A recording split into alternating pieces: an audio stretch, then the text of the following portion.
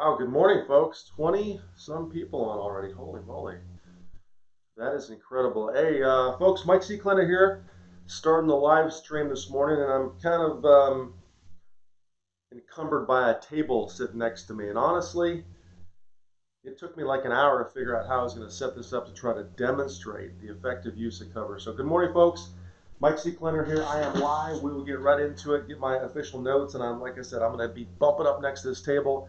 But as you're jumping on, for those of you that didn't pay attention to the event, or maybe those of you that are new to the live stream, we're talking about principles and effective use of cover. So if you're wondering why Mike C. Clenner has a table up on the end inside of his filming area for the live stream, that's why. Because I needed something that I can actually get around and demonstrate the effective use of cover. So that's what that's there for us. So, and if you are new to the live stream, no matter when you watch this, and maybe you watch us later on during the day, or maybe you're watching the edited version. Hey, YouTubers, if you're watching the edited version on YouTube, I appreciate you being on. You're not watching live, but you're watching anyways, which means that you're learning. And by the way, if you're watching this on YouTube and you have a question or comment or whatever else, please make sure to type that question in. Comment down there. I get on YouTube probably on a daily basis and respond to comments. By the way, everything that I'm doing in terms of the live stream is repeated on Instagram. We're putting little teeny tiny chunks and tips that we cut out of these videos. Of course, it's live on Facebook, which stays live on Facebook, and it's on YouTube as well. And the goal there is to try to spread as much information as possible on the subjects we're talking about. Of course, but I wanted to talk about cover. One thing I've never done on any of these live streams is talk about the effective use of cover. And I think it's important because I think a lot of people misunderstand that, okay? These are the basics. Understand that these are not the entire piece of the training puzzle. If you want the entire piece of the training puzzle, I think I have it back on my bookshelf, which you can't see. Consider getting the defensive handgun training book. And I know a lot of people realize that drills build skills, but at the same time, if you don't understand context, then you don't know what to do or you don't know why you're doing your drills. Okay? Also, a couple more things. If you are on Facebook, which you are on a regular basis, consider joining the Facebook group, Shooting Performance Training Addicts. The Training Addicts group is where normally I post quick tips and live events and stuff like that. It's the Out in the Open group. If you're a coin member or an ACSS member, those are the two membership areas that have all of the training tracks and programs. And you can learn more about those at MikeCClenner.com. Okay, a little bit of gear tip stuff for you. I want to show you some gear. I actually just started getting some of my Precision holsters. I have a couple holsters I wanted to show you real briefly. Precision has sent me these new holsters that I've been testing, and they're finally making a competition rig, and I thought I would show you these things. They're pretty darn cool in terms of how they work. They basically come with a quick adjustment clip, so I can very, very quickly adjust this for whatever belt I'm wearing and click it on the holster, and then there's a locking latch on the bottom. So once I click it on the holster, I can lock it in, and now that button is not depressible. It took me actually a couple of weeks to figure that out. When they designed this holster, and the reason I wanted to show you real quick is when they designed it, I'm not sure if you can see these ridges on the holster or not. There are multiple structure ridges, right? So one of the reasons that holsters actually, or some competition holsters don't allow you to effectively draw the gun out as fast is because there's friction on the actual holster itself. So they designed these with some structural processes and stuff. So some of the things I'm not going to give you specifics on because they don't want me to, that make this one of the fastest and slickest drawing holsters around. So precisionholsters.com.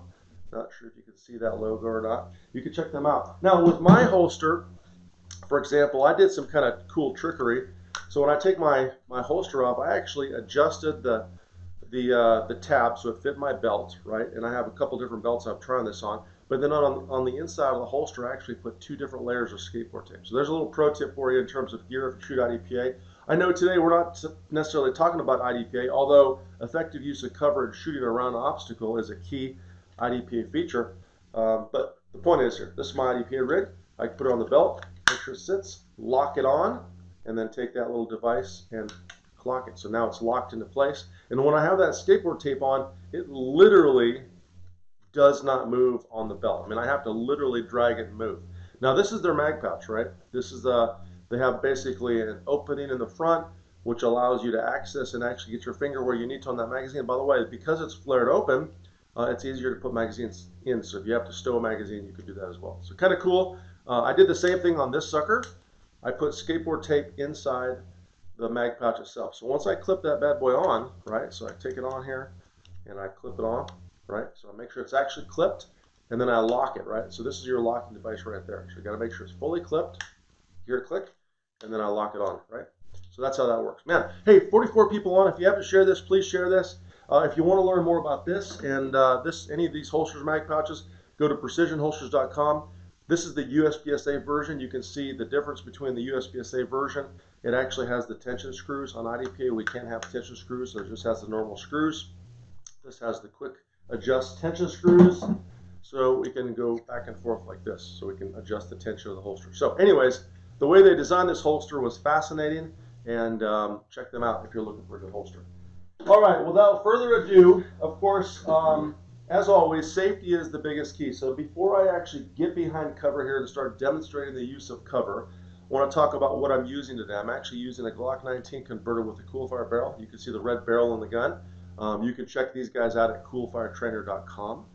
So when I pull the trigger, I'm going to actually have the slide cycling. So this is what I'm going to be demoing for my demo purposes. In terms of the piece of cover that I'm using, I just have a table set up kind of on end here. Now normally I would set up a target stand or whatever else, but all you need when you practice working around cover is some sort of edge. And you're going to want a right edge and a left edge that simulates the right and the left doorway of whatever you're going through. Okay? So let's talk about cover. First of all, before I show you how to shoot around cover, and also before I forget to say it, the material that I'm talking about today, effectively shooting around cover, is going to be applicable in the defensive world as the competition world, right? The only difference is in the competition world, for example, we shoot around cover on IDPA all the time. The difference is we know where the target's in. So if you're using this material for defensive context, you're like, hey man, I want to figure out how to effectively shoot around a piece of cover. Make sure you're following all of the guidelines, maybe if that's the best way to put it, guidelines in terms of using cover. And specifically, I'm talking about keeping the gun compressed, keeping body parts as much protected behind cover as possible, having a high awareness of where I can be behind a piece of cover and effectively protect my body from being both seen and shot at, right? Because if we're effectively using cover, it's probably good concealment as well, but most importantly, hopefully it prevents us from being hurt by someone else that is armed or whatever else. Now, let's define cover. So what is cover? So there's a question. I'll ask that in the form of a question. Type it in your comments. What is cover? Because cover is different than concealment, right? Concealment hides us. Concealment is, a thick bush is concealment. But a thick bush doesn't necessarily stop a bullet. So if you're typing cover needs to stop a bullet, you're right. So cover needs to stop a bullet. Now, the first thing that I point out in my classes is this plastic table right here effective cover? And most of my students will say, no, this is not cover, it's a piece of plastic. And then I'll ask the question, well, what if I'm shooting an airsoft gun at you? What if my weapon is an airsoft gun? And they'll say, yeah, it is effective cover. So what dictates what is actually effective cover is what someone's shooting at you, right? This may be cover from an airsoft gun. The door in your car may be effective cover against a handgun round, but the door in your car is probably not effective cover against a 308 or some sort of higher, heavier rifle caliber that's very, very high in velocity, right? So think about that. Cover is something that will stop a bullet. But here's the deal. We can't predict what bullets will do when they hit things. Like, the bookshelves behind me, right? That have a bunch of books on them. You may not think that those are effective cover, but surprisingly enough, layers of books and layers of things, the corners of a framing area of a wall, like in the doorway over there, different spots inside your vehicle. Everything out there in terms of material has a different effect on bullets. So we may not have a perfect position of cover, but some cover is better than no cover. Some concealment is actually better than cover as well, because people tend not to shoot through things unless they're trained to do that, right? So if you have a piece of cover that is not 100% effective, I will take a piece of cover that is 60% effective over nothing all day long, if that makes sense. Okay? So let's talk about this. In terms of this position of cover, what I have is I have this table set up in a manner where I can get into position and I can lean around and I can shoot around the right-hand side, and I can get into position and I can shoot in the left-hand side. Generally speaking, in terms of cover, we talked about what it is and the principle of cover. The big thing here in terms of locating cover is having a plan to go to it when things go south, right? So when I get into position in that restaurant or bar, I can quickly run to a position where I can hunker down behind cover and shoot if I need to shoot, right? Pre-located, know where it is, know where cover is in your house. If you don't know the things in your house that can stop a bullet or haven't taken time to walk around and look at, you know, the edge of your doorways or whatever else, then I'm not saying you're wrong, but maybe you're wrong. It's your world, it's your home court advantage. You know, so take some time to walk around your house today and figure out, okay, that's cover, that's not cover. Where are the layers of cover from your defensive room, from your bedroom? You know, wherever someone would encroach or enter your house or be in your house, where's cover? What's not cover? What walls may stop bullets? What walls would not stop bullets? Okay. Now, a couple things about use of cover. If I am behind cover, right, and this is one of those snapping points, this is a key point. A couple things about this. If I am looking into an area and it's an unknown area, I don't know where that threat is, it's a big deal that I have all of my body parts behind cover, meaning I've taken my right foot and I put it inside the edge of cover. Let's say the edge of this wall extends to infinity. So my right foot is inside the edge of cover, right? So right now I'm protecting my leg and protecting my arm. If I'm leaning to the right or going to rotate out to the right, I've taken this right elbow and I've tucked it down. So number one, get the foot in the right place. Number two, tuck the elbow and get the body parts in. And then number three, I want to have the gun in a position that allows me to visually search. What a lot of people tend to want to do around cover is they want to search and roll out with the gun in front of their face. But the problem with the gun out in front of your face as you're searching is you're occluding your vision, right? You're stopping yourself from seeing what's down in the area you're trying to search. And in terms of what I'm searching for, if I'm behind cover and there's an unknown threat, I think there's someone in that room, what I'm doing with my vision is I'm taking a slice of this proverbial pie. Proverbial pie. That's a weird way to say that, right?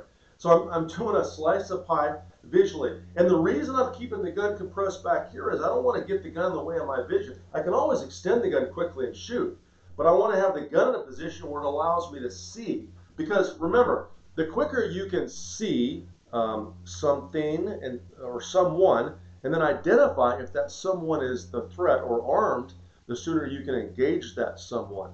But if the gun's up in front of your face, you can't see what's going on because you're occluding the vision. You're occluding your vision and your visual ability to see and determine whether or not they're a threat. Okay? Cover, right-hand side. Three things. Number one, have the foot behind cover. And by the way, when I'm behind cover, if I'm leaning to the right, my right foot is slightly forward. If I'm behind cover and I'm leaning to the left, my left foot is slightly forward because my left or my right foot is my balance point, right? So if that makes sense, if my right foot is forward, then I can lean to the right and not be off balance. I can continue to be athletic in terms of my position, if that makes sense, okay? So, number one, foot position. Behind cover, right foot is forward, okay? Number two, tuck the elbow. Get the elbow behind cover. Don't let the elbow flare. Don't chicken wing it and be like, hey, bad guy, shoot me in the elbow. That's not very smart, right? Okay, so tuck the elbow. Number three, keep the handgun compressed in a manner where you can visually search up the edge of cover. Now, I'm going to keep the handgun compressed the entire time, and as I'm visually searching up, maybe I'll step out, I'm continuing to search up, I'm looking down there. I'm looking for a foot, a shadow, I'm looking for a person in that room or whatever else. Now, when I see someone, like right now, you can't see it, but I actually have Bob set up right there. Everybody remember my buddy Bob? He's sitting right there. He's actually looking that way because I'm like pretending that Bob broke into my house and he's robbing me blind. And even though he can't technically walk or talk, he's pretty evil. So Bob's right there. So when I get into this position and I start to see, I see the edge of the dude's face right now, right? I think there's someone in that room. Then I might extend the gun slowly, but I want to keep the gun compressed so I can see what I need to see, okay? Does Bob have someone in his hands? Is that someone I know, right? Or is that a stupid teenager that just snuck in through a window, right, in my house? Because where a lot of people are like, hey, someone's in my house, I'm just going to shoot him. That's complete bullcrap. You can't. You have to identify, right? This might be your teenager. This might be the teenager from next door that got drunk and ended up in your house, if that makes any sense, right? So I'm in a position where I start to see a person, okay? I'm extending the handgun, and now I'm making my decision. Wow, that guy is not my teenager, right? You know, that's a threat. That's a dude that broke into my house. He's got a knife in his right hand. Hey, you, stop, whatever. Fire those shots. Now, let me be specific about my shooting position. There are two ways to get your body into position to shoot. And let's define them. Let me give you a term. Let me be specific in terms of term. You can either lean your body out or you can roll out with your upper body. If you roll out with your upper body, you're going to be significantly better off in terms of the protection the cover offers versus leaning out. In my training classes, when I do defensive handgun, by the way, shout out to you folks from SIG who are in that class. I just did a class at SIG Academy, had a bunch of motivated individuals. We talked about cover, but one of the things I've seen across the board is people tend to get into position and they tend to lean their body out, right? So I'm taking my whole body and I'm leaning it out versus taking my body and rolling it out. So the difference between a lean, okay, this is a lean where I'm in position, I lean out and shoot, right? Lean out and shoot versus roll out and shoot. What you're going to find is a rollout will give you significantly better cover or a use of cover than leaning out. Think about this for a second. If this is the edge of cover and my right foot is behind cover and I lean out, I'm exposing my shoulder, my arm, my upper body, this side of my body, a little bit of my leg. So I'm exposing a lot of material. Matter of fact, I'm going to show you that on camera here in a second. I'm actually going to move my table. Now, if I roll out, that means I take my pelvis, I keep it in one spot, and when I see Bob or when I see the threat down range, I'm going to keep my pelvis in one spot. And then I'm going to roll my upper body out. And I'm going to let the gun go slightly sideways, right? The gun is canted sideways, I just said sideways. Sideways because the gun is effective like this, but that takes my elbow and it drops it down. So I want to show you the difference here. This is really dramatic. Move my prop, move my prop, move my prop, move my prop. Okay. Check this out. I wish I had like a little remote control. So here's the deal. I'm going to visually show you the difference between leaning out and rolling out. Live on video camera, you're going to see the technique you should probably use. And then we'll talk about distance here in a second, okay? All right, so my right foot is behind cover right now. Okay, so my right foot is behind cover.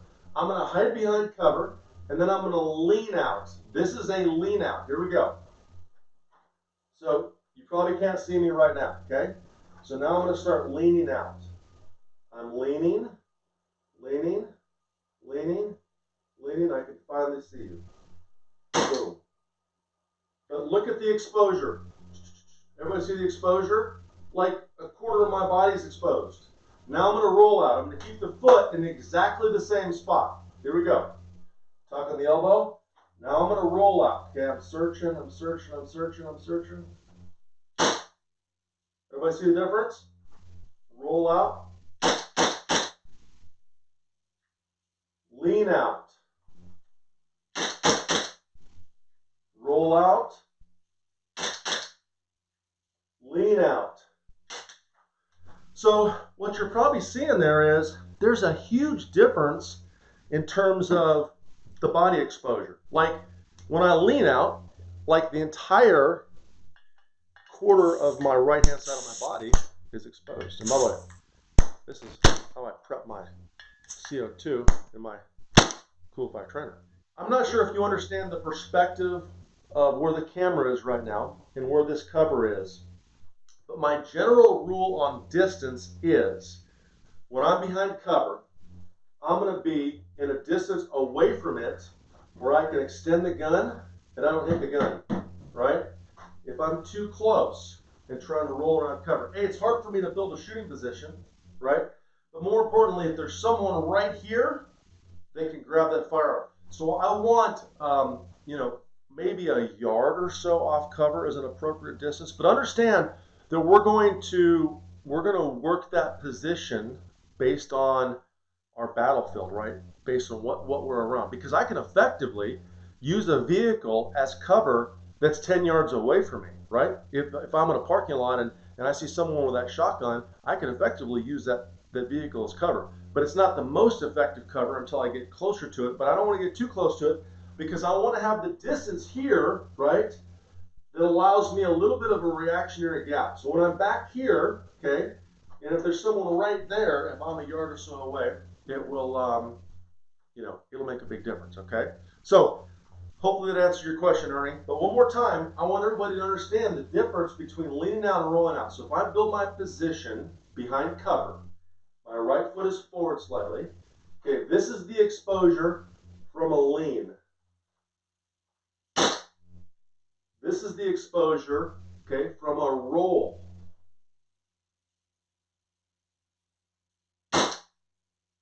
Difference? See, that's a roll out. That's a lean out. Okay, so there's a big difference. And what happens is, let me move my cover back out over here. Okay. What happens is, when I am actually rolling out, I'm taking my pelvis and I'm keeping it in one spot, right? And then I'm rotating my upper body. Of course, I would have my right foot slightly forward, and I rotate my upper body around that position of cover. And what that does is it drops the elbow down, right? So when I'm doing this, the elbow is kind of dropped down. I have exposure of the firearm where I can see the sights and get the barrel out there, but my right elbow is dropped down and most of it is behind cover. Okay, so is the right hand side of my body. Where when I'm leaning, I'm exposing my arm, my shoulder, my body, and stuff like that. So it's really important that you understand the difference between rolling out from behind cover, and leaning out from behind cover. Always, always, always roll out. Now, when I roll out, my upper body is aggressive and forward. So I'm rolling, I'm keeping my body weight, forward. And remember, the gun is compressed until I extend it. And for those of you that are IDPA shooters, this is the best position to shoot from as well. Because I could come into position, put my foot on the fault line, and I could shoot a variety of targets. I could shoot a target there, I could shoot a target there, I could shoot a target there, I could shoot a target there. I could get all the way around this position of cover and effectively shoot a wide variety of targets without moving my feet. And of course, the less you move your feet, right, the less time you're going to use, okay? We have covered the right side of cover. What happens if we need to go left, right? So if I learn to search on this edge of the doorway, man, what if I need to approach the other side of the doorway? What if I have to search this side? And here's the deal, a couple things. First of all, let's address something that irritates the crap out of me. Is those that go left switch hands. There's absolutely no reason and no benefit whatsoever in terms of effective use of cover to switch hands. So raise your hand or type in the comments if you're a better shooter with your offhand or as good with your offhand. Raise your hand. Nobody's raising their hand because we don't shoot as good with our offhand. Well, there's like one person on the planet that does. It's probably my buddy Raul. He's ambidextrous, but nobody else does. So for us to switch to our other hand on the opposite side doesn't make any sense because there's no more cover or there's no more effective use of cover if you have the gun in the opposite hand. With a handgun, if we had a rifle, that changes things because there's multiple points of contact on our body.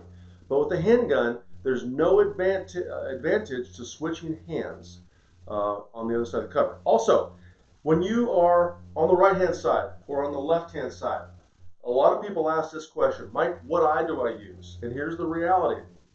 It has nothing to do with the eye you desire to use. What matters is when you've done all of your training repetitions, you put the gun in front of your dominant eye. For me, let's check this out. What's my dominant eye? You can see right now, it's my left eye. Okay? So if I've done 1,000,000 repetitions of putting the gun in front of my dominant eye, and then I go around the right-hand side of cover and someone had taught me or told me, okay, when you're going to the right, use your right eye. Where am I going to put the gun? Am I going to put it in front of my right eye or my left eye? No, I'm going to put it in front of my left eye because that's what I've done habitually for millions of times. So understand that when I go right to the right-hand side of cover, I'm going to have to expose a little more of my head to get the gun in front of my left eye. When I go left, okay, I don't have to expose as much of my head to get the gun in front of my left eye because I'm left eye dominant. Where you right-handed or right-eye folks, right-handed right-eye folks, which is the most common, you have to expose a little more of your head on the left-hand side. So if you're going to the left on a piece of cover, I would suggest you set up like a target or a piece of plastic, something like this that you can practice both directions, or just find a corner in your house, right? When you go left, you may have to go a little farther out there, okay? Now, we did right foot forward, tuck the right elbow, keep the gun compressed, roll out there, build your shooting position, boom, fire your shots. When we go left, we're going to do the exact same thing, but the only difference is because I'm going left, now I'm going to put my left leg forward. I'm going to take that left elbow. I'm going to tuck it behind cover. I'm going to keep the gun compressed so I can visually search, search, search, search. There's the threat. I can see the threat right now. Boom, fire those shots. And notice how I'm rolling out there versus leaning. I showed you a second ago the importance of, the rollout versus the lean out, if that makes sense. Number one, distance and your athleticism around cover. Meaning, if I'm leaning to the right, my right foot is going to be slightly forward, right? Better balance and better position. If I'm leaning to the left, on the left edge of a wall, then my left foot is going to be in a better position to be forward, right? So my left foot is going to be forward, so I can put the body weight on my left foot.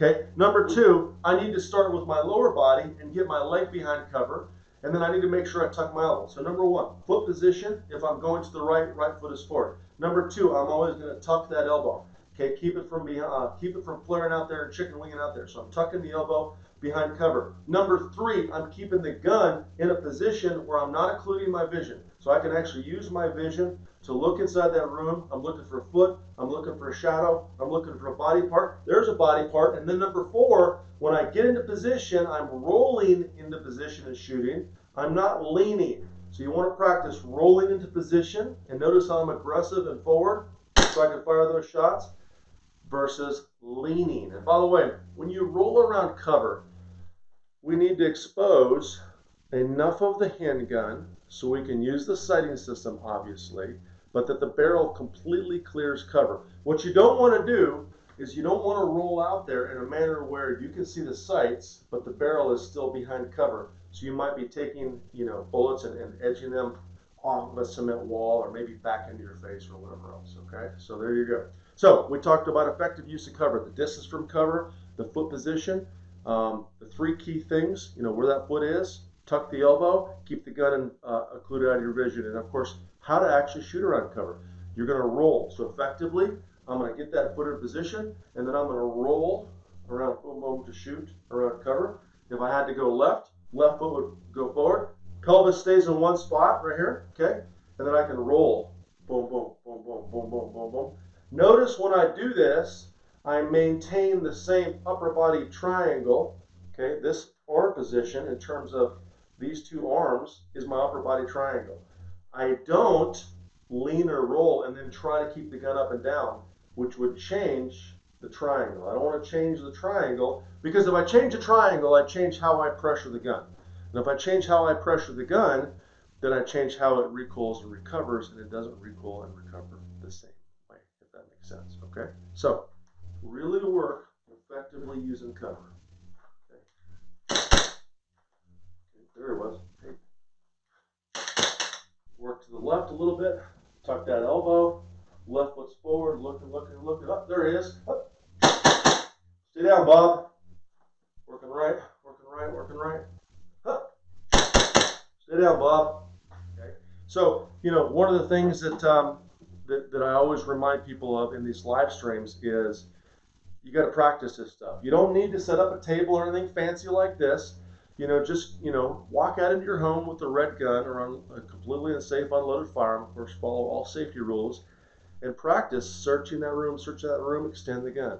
Searching the room, extending the gun. Build your shooting position. Think about keeping things compressed and tucked. Don't flare the elbow out there. Don't expose things, because whatever you expose, right, is something that can get shot. Okay, so there you have it, folks. Principles and effective use of cover. First time I've ever covered it live on Facebook. Hopefully you'll learn a thing or two. We didn't get the hundreds that I wanted to see on this morning, but that's okay. I'll take 67 or 57 or 47 highly motivated folks that get up at between 4:30 and 7:30 a.m. to watch us and pay attention to this. I appreciate you coming on. By the way, one more time, if you're interested in this setup, these guys will have this new holster. I think you're really, really going to be impressed with it. On their website here in about a week. It's not on there, but you can drop them a line, tell them you heard it on Mike C. Kleiner's live stream. Matter of fact, do that anyways. Drop Precision Holsters a line, get on their website, say, hey, you saw that new holster on live stream, you want to know what guns they're making it for. Tell them what gun you have, okay? So if they get, like, the more interest Precision gets in a certain gun model, that kind of dictates how they prioritize their molding and their builds for the holster. So if they get like 1 million Glock 34s, well, they'll probably make one of these for a Glock 34 soon. Okay, so check them out at precisionholsters.com. For those of you that are looking for my defensive carry type holsters, the Ultra Appendix inside the waistband, you can check that out by going precisionholsters.com/cclander, my last name. That's it for me. Next week, legitimately, I won't change this again. I did this cover stuff because I thought it was so important. I hope you agree with me. I hope you YouTubers, by the way, and you Instagrammers that watch this quick tip, enjoyed it and learned a couple things. And Bob, nice to see you on this morning. I see you, man. Hope you guys had a great bourbon night when you went home. Next week will be defensive rifle. We're legitimately going to do it. So get your defensive rifle out. Get your rifles out. I'm going to bring some short guns in. I'm going to bring some long guns in. I'm going to bring a suppressor in. I'm going to bring some weapon-mounted light systems coming in. I'm going to talk about slings. I'm going to talk about all kinds of stuff on the defensive rifle setup next week on Wednesday. Please, if you do me a favor, find that event, grab that event, and then share that or message it out or text someone and say, hey, just check out Shoot Performance on Facebook under events, click on it, say you're interested. If you set that reminder, Facebook sends you a notification the day of, okay? Or at least that's what I've been told.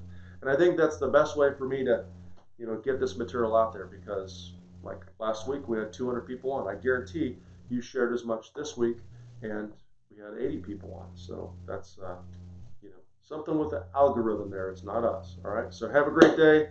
Have a great weekend this weekend. Stay safe. Work this stuff. Train it. Practice.